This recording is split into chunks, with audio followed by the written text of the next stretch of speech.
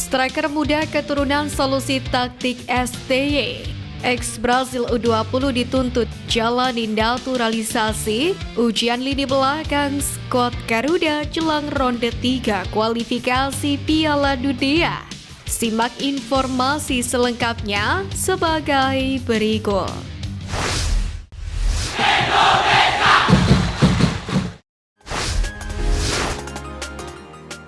Solusi taktik STY, striker muda keturunan cocok bela timnas Indonesia.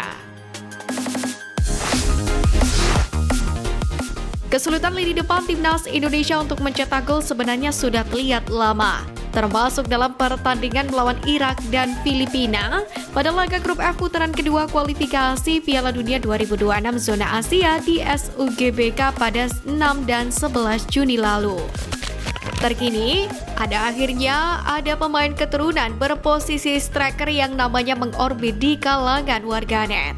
Adalah Devin Plank.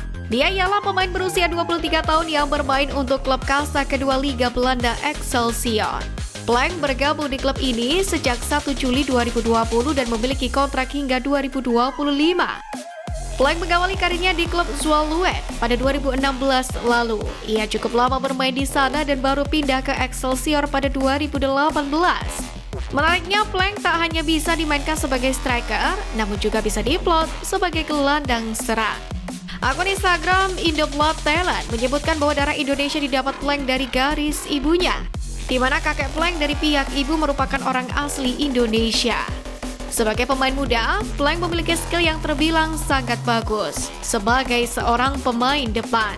Dari video yang diunggah oleh akun Indoblood Talent, terlihat bagaimana kaki dan kepala Plank mampu menciptakan gol.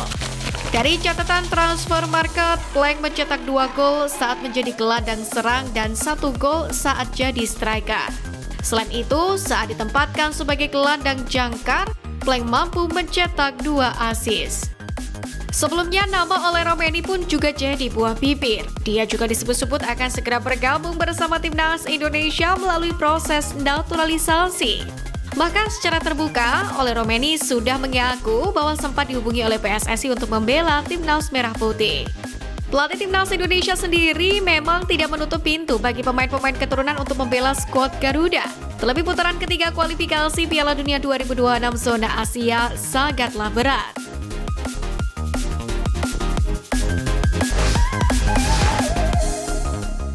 Ujian lini belakang skuad Garuda jelang round 3 kualifikasi Piala Dunia. Pertama, inkonsistensi Jordi Amat. Sebagai pemain yang diharapkan bisa menjadi leader di lini bertahan dan menciptakan kenyamanan di sektor ini, Jordi Amat justru kerap tampil ngelord bersama timnas Indonesia. Laman Suara.com bahkan mencatat setidaknya ada 4 dosa besar Jordi Amat saat membela timnas Indonesia. Mulai dari menyebabkan terkena penalti, mendapatkan kartu merah hingga membuat gol bunuh diri yang berujung kerugian bagi pasukan Garuda. Kedua, perang dingin antara Elkan Bagot dan Sintayong. Permasalahan kedua yang melanda lini pertahanan timnas Indonesia adalah adanya perang dingin antara Elkan Bagot dan Sintayong. Sejumlah media merilis nama Elkan Bagot lagi-lagi tak masuk dalam daftar panggil ke timnas Indonesia untuk lanjutan babak kualifikasi Piala Dunia 2026 zona Asia. Alasannya pun cukup bisa ditebak. Coach Shin enggan untuk memanggil sang pemain karena dikabarkan menolak untuk memperkuat barisan pertahanan timnas Indonesia saat berduel melawan Guinea.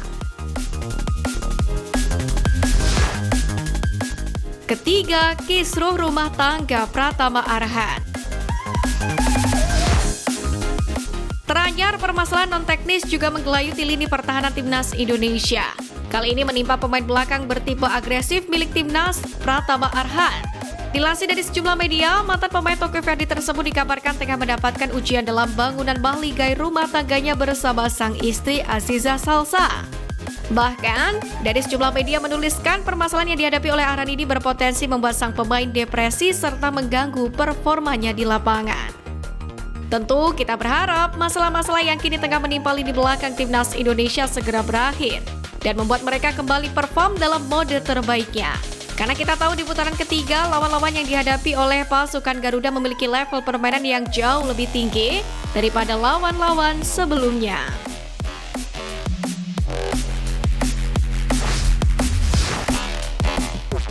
Tegaskan cinta Indonesia, ex-Brasil U20 dituntut jalani naturalisasi.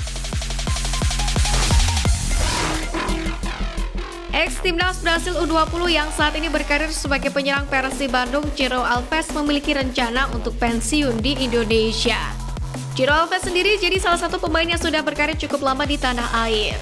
Dia tiba di Indonesia pada tahun 2019 saat merapat ke Tira Persikabo setelah dilepas oleh Chonburi FC.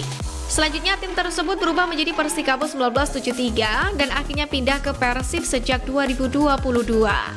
Ciro Alves sendiri menjelaskan rasa cintanya kepada Indonesia sudah cukup besar. Menurutnya, Indonesia sudah memberikan segalanya dan keluarganya cukup nyaman berada di sini. Karena saya mencintai negara ini memberikan kesempatan kepada saya untuk bekerja, keluarga saya bahagia tinggal di sini, kata Ciro Alves. Menariknya, sebagai seorang striker ia pun cukup subur. Bahkan di media sosial ramai menyebut Ciro Alves layak mendapatkan status WNI. Ciro memang telah menjadi tulang punggung Persib Bandung dalam 2 musim terakhir di Liga 1. Ia telah membukukan 16 gol dan 10 assist untuk Maung Bandung. Untuk itu, netizen pun menganggap pemain asal Brasil itu telah memenuhi persyaratan untuk dinaturalisasi. Lantaran, salah satu persyaratan naturalisasi adalah calon warga negara harus tinggal 5 tahun berturut-turut, atau paling singkat 10 tahun tidak berturut-turut. Sementara Ciro Alves sudah memenuhi persyaratan bermain di Indonesia selama 5 tahun berturut-turut sejak 2019.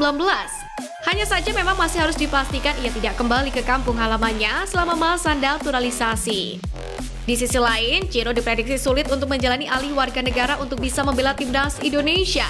Pasalnya pemain tersebut tidak masuk kriteria naturalisasi yang diinginkan oleh pelatih timnas Sintayong.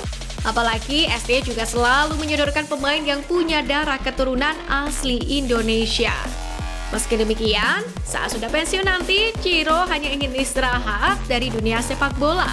Dan masa tuanya nanti akan dihabiskan untuk menghabiskan waktu dengan keluarga di Indonesia.